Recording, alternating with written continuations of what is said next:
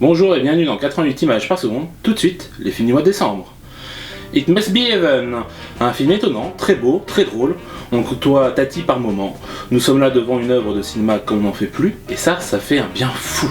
Même si à force de ne pas vouloir appuyer son propos, le réalisateur nous fait nous questionner sur lequel est-il.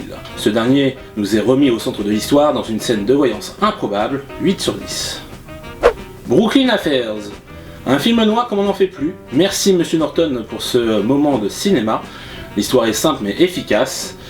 C'est surtout la réalisation qui marque les esprits ainsi que l'ambiance du film. 19 ans après son premier long métrage en tant que réalisateur, j'espère qu'il ne mettra pas autant de temps avant de faire le prochain. 7 sur 10. Seules les bêtes. Un film qui entremêle plusieurs destins de manière assez cynique. C'est très bien pensé, drôle.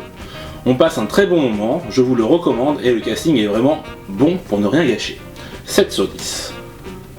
Le meilleur reste à venir. Une jolie comédie dramatique portée par un tandem d'exception, Fabrice Lucchini et Patrick Bruel. Ces deux-là nous emportent dans leur tribulation. On a l'impression de faire partie de leur bande.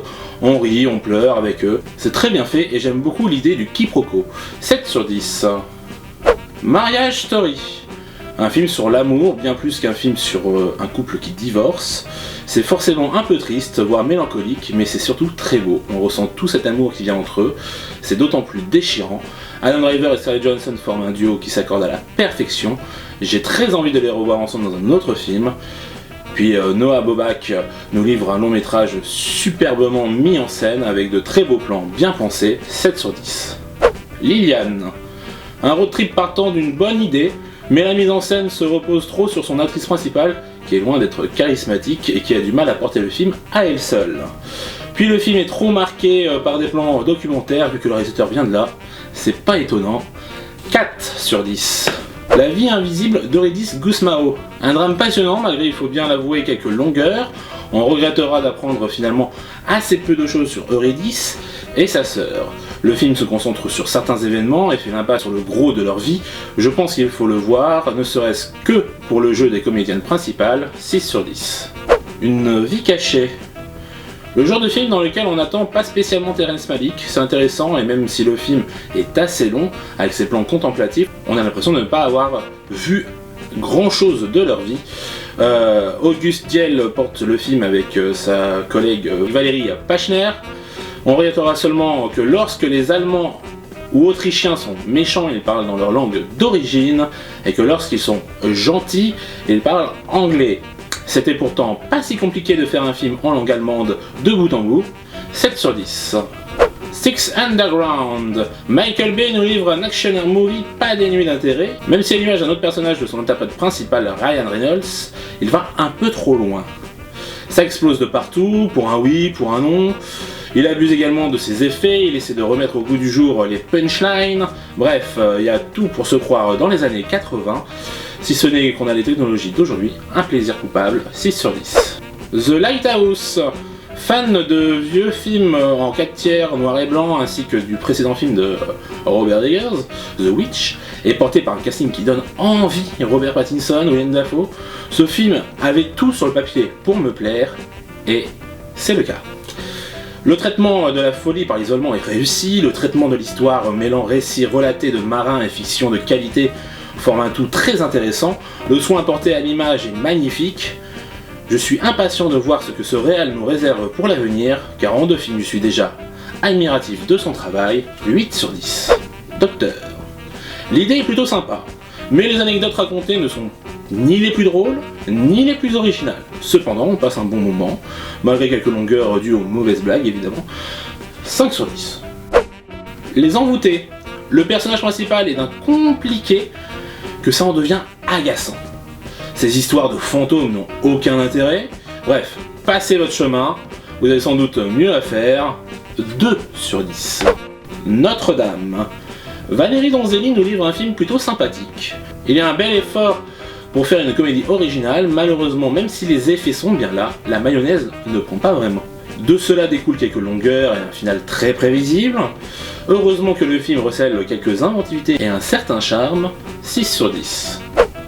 Star Wars, l'ascension de Skywalker.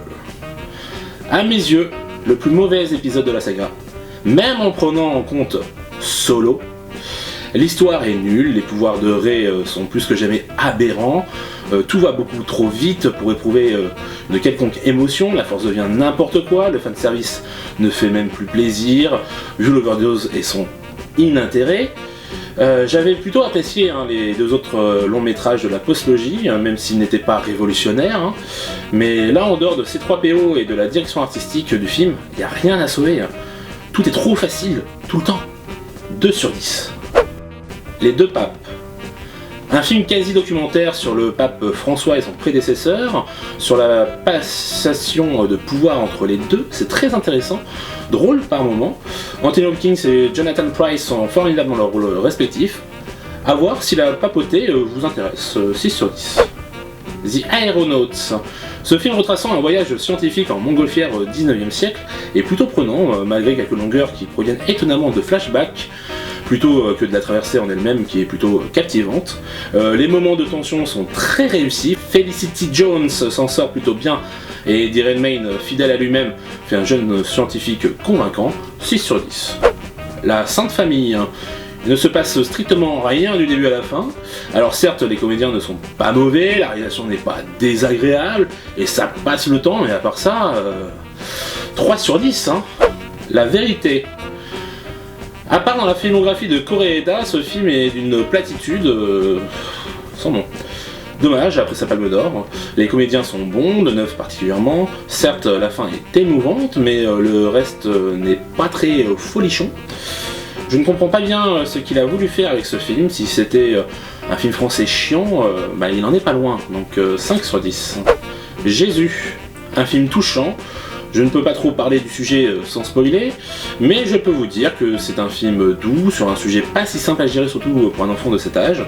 Ça fait plaisir de voir ce genre de film, même s'il est triste. 7 sur 10.